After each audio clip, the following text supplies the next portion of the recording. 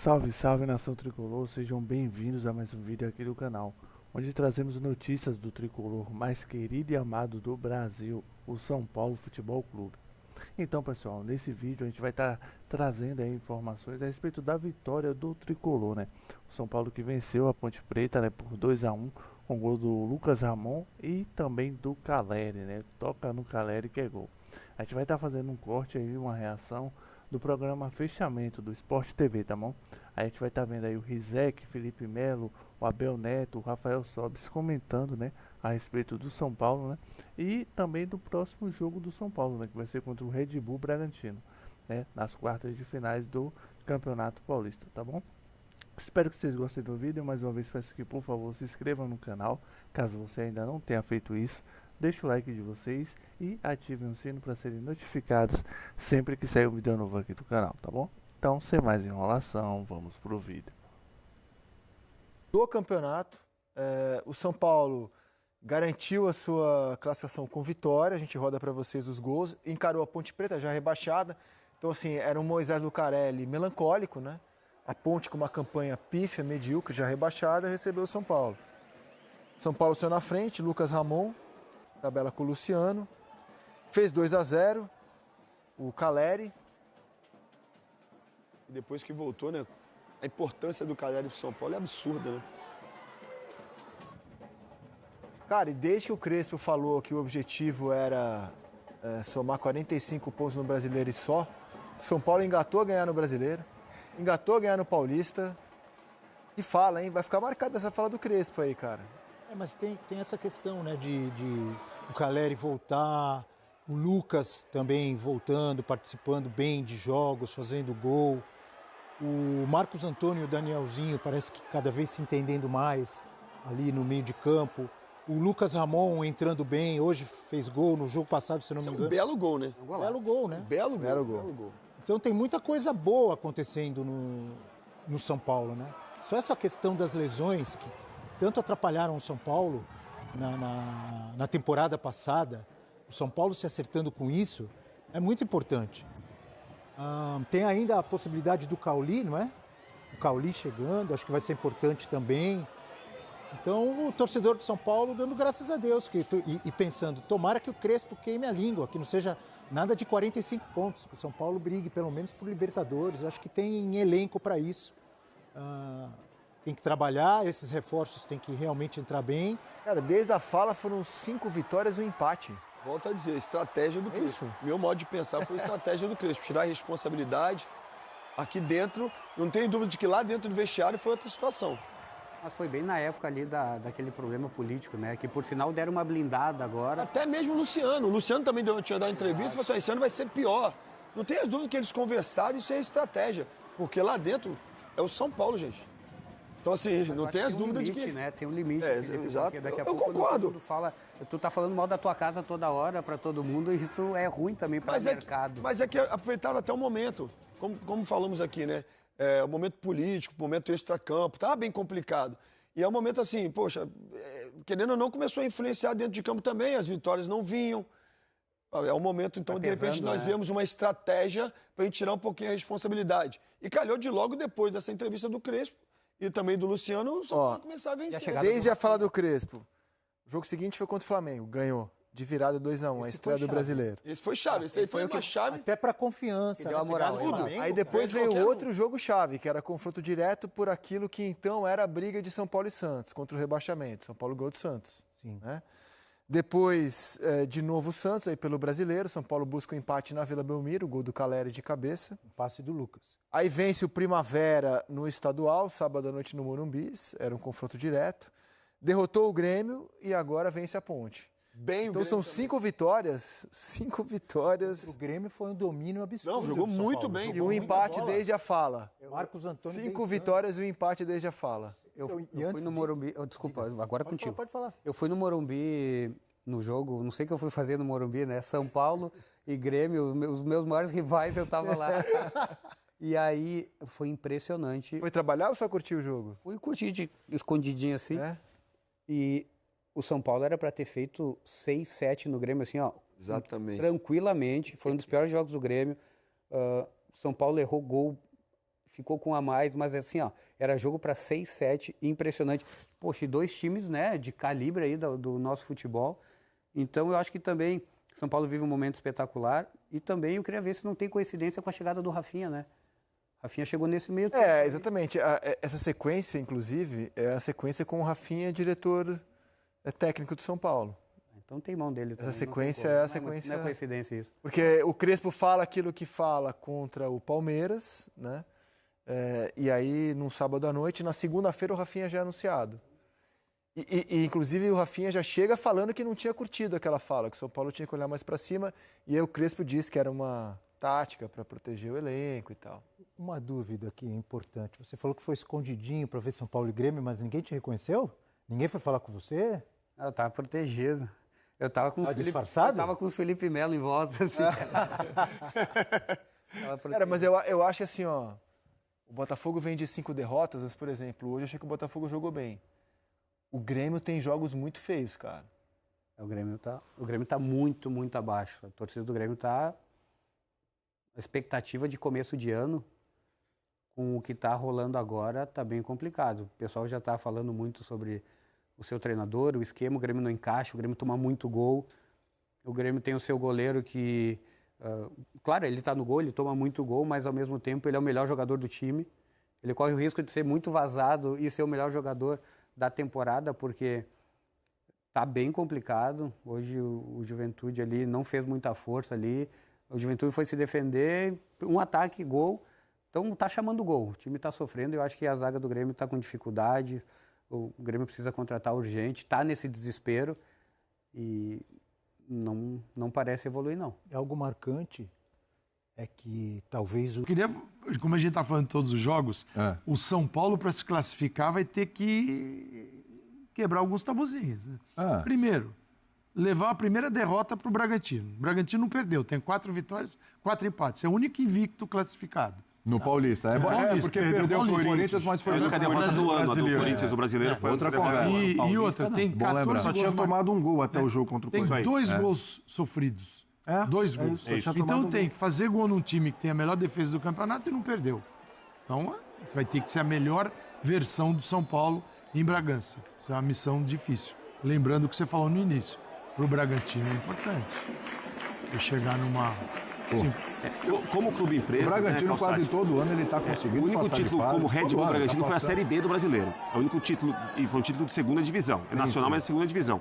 Título de primeira divisão, como clube empresa, o Bragantino não tem. Ele tem uma final de Sul-Americana. Ele tem final de Sul-Americana, tem boas campanhas em brasileiro que levaram o time a Libertadores, mas título, que é quase que um carimbo de um clube empresa, como é o Red Bull Bragantino, o Paulista é uma chance, sem dúvida. Mas diante dos grandes, onde o Bragantino costuma roer a corda é nessa fase, no mata-mata. Não, ele já foi eliminado por Corinthians, por Palmeiras, por Santos, acho que 2 vezes pelo Santos, recentemente e tudo. E assim, tá na hora de dar aquele passo além, né? Exatamente, é sair do primeiro semestre, assim. É o que nem o Campeonato Brasileiro do ano passado. O Bragantino começa jogando uma barbaridade e depois começa a descer a ladeira.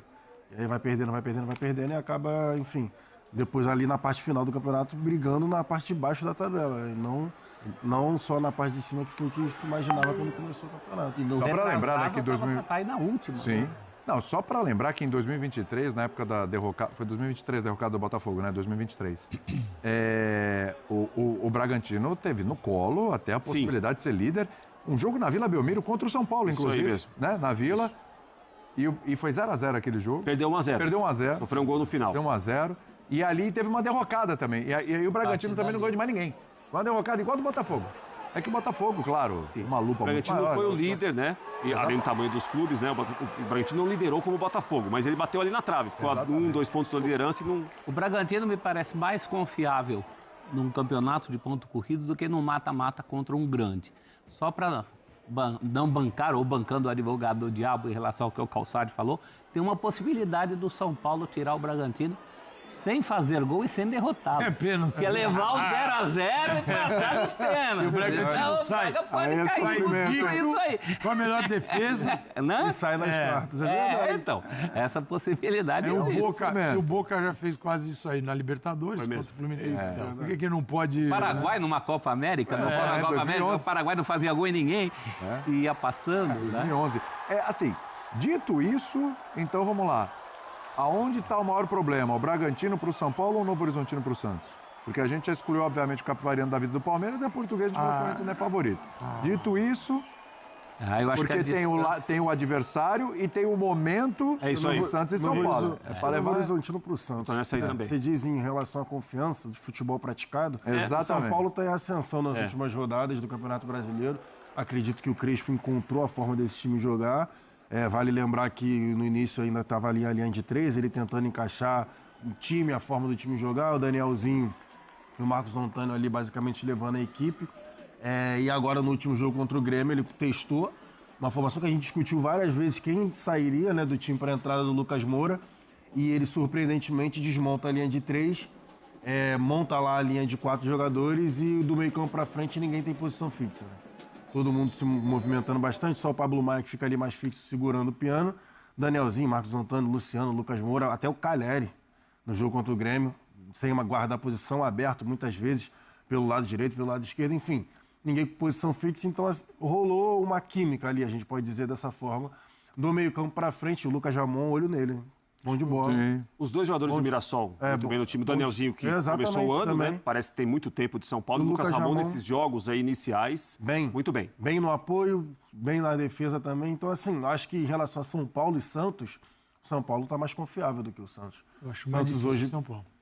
É mesmo? Pelo Bragantino? Ele tem ganhado um time que não perde, tem que fazer gol num time que não toma gol.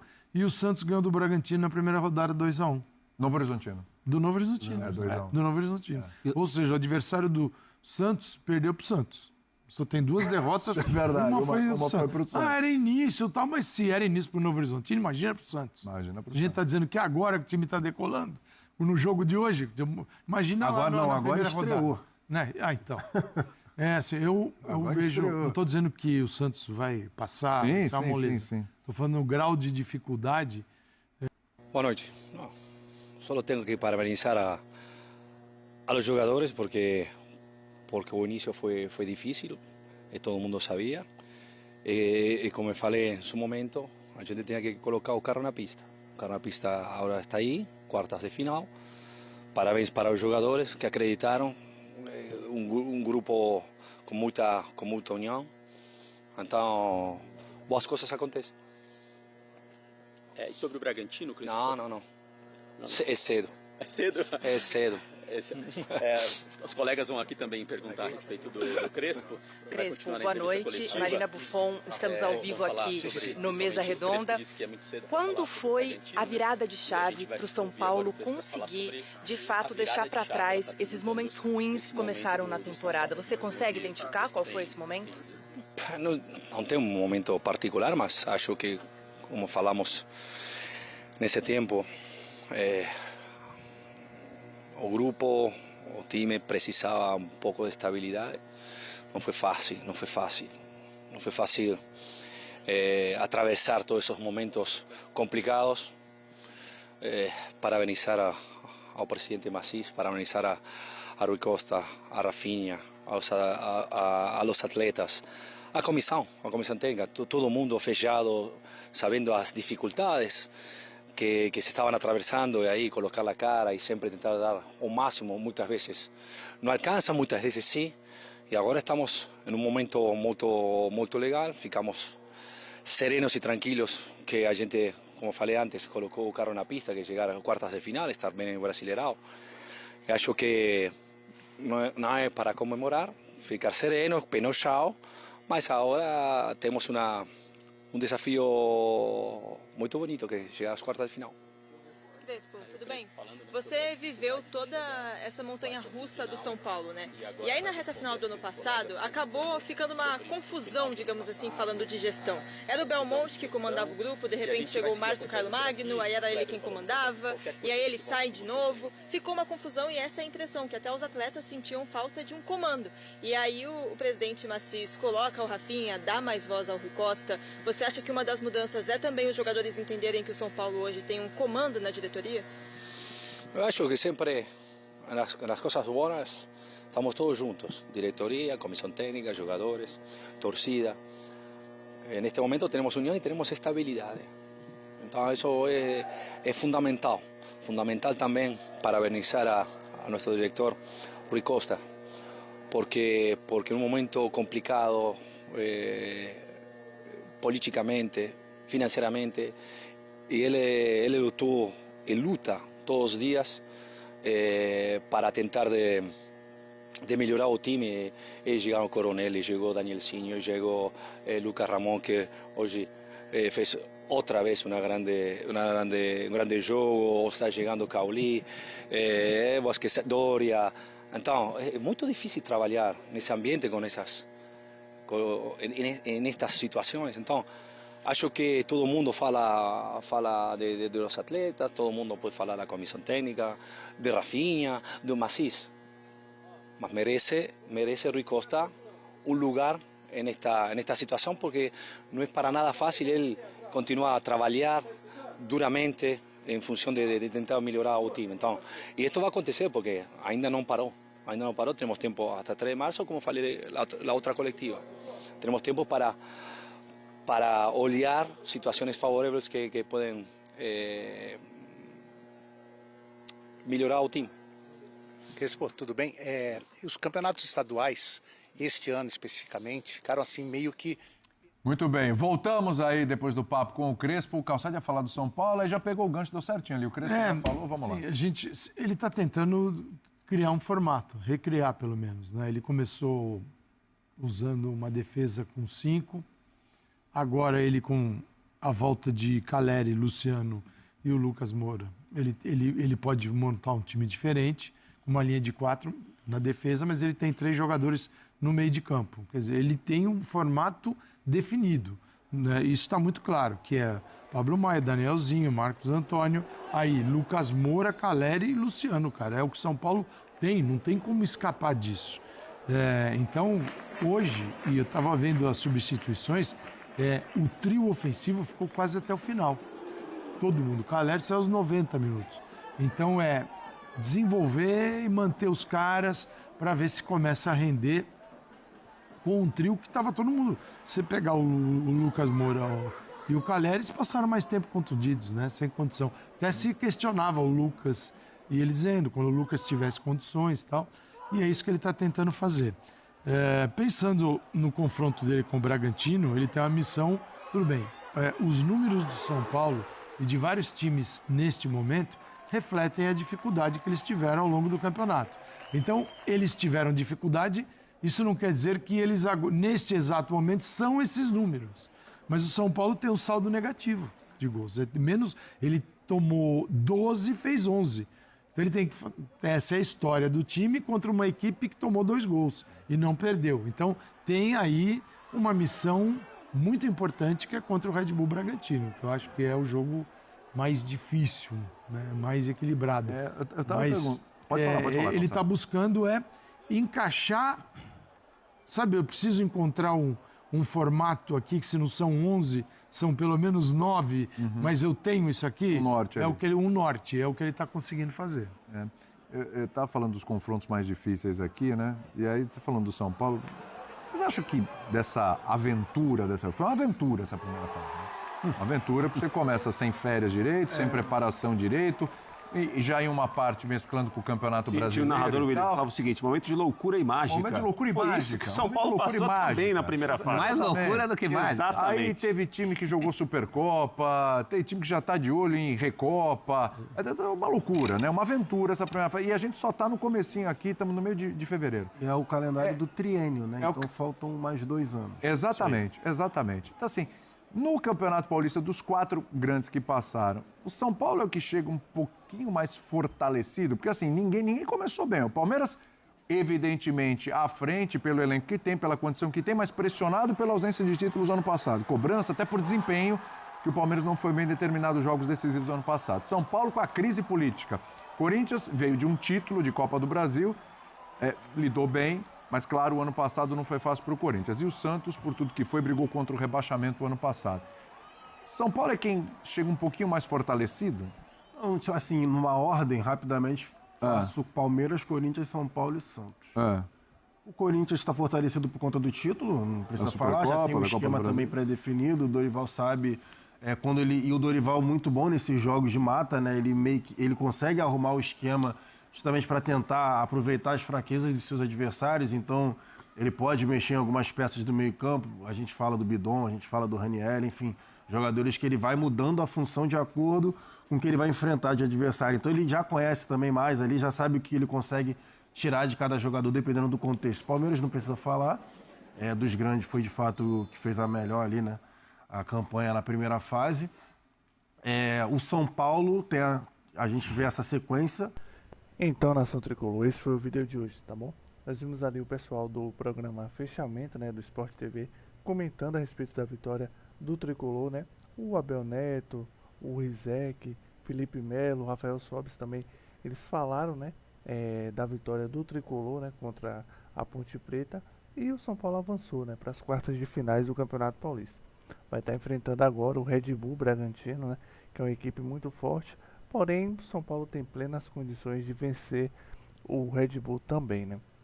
São Paulo que vem demonstrando futebol de time grande, né? Após a chegada do Rafinha, o São Paulo tem mostrado uma força de vontade muito grande, né? Coisa que não vinha acontecendo, né? Devido à gestão, né? À presidência, né? Tudo isso acredito que mexia, né? Tinha a ver com o que vinha sendo demonstrado ali dentro de campo, né? Mas o São Paulo retomou a boa fase, né? Vem vivendo um momento muito bom e aproveitar essa fase boa, né? Tanto não só no Paulista, mas também no Campeonato Brasileiro e nos campeonatos que irá disputar mais à frente, tá bom? Espero que vocês tenham gostado do vídeo. Mais uma vez peço que se inscrevam no canal, tá bom? É só clicar no botãozinho embaixo, deixa o like de vocês e ative o sino para serem notificados sempre que sair um vídeo aqui do canal, tá bom? Então, até o próximo vídeo.